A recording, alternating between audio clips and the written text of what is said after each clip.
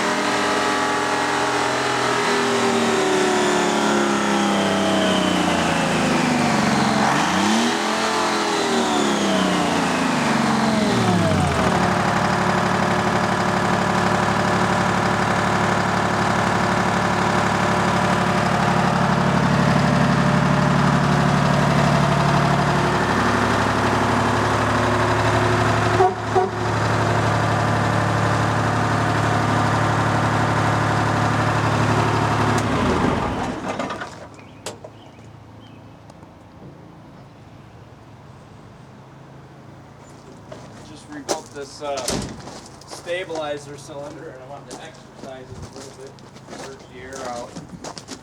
Also a good excuse to make some fun noise. Yeah. Exactamundo. What's the counterweight weigh here? I don't know, probably around 6 ton or something maybe. I'm not really sure. Definitely a big old. It's either filled with lead or concrete. Right on. It's partially hollow halfway up.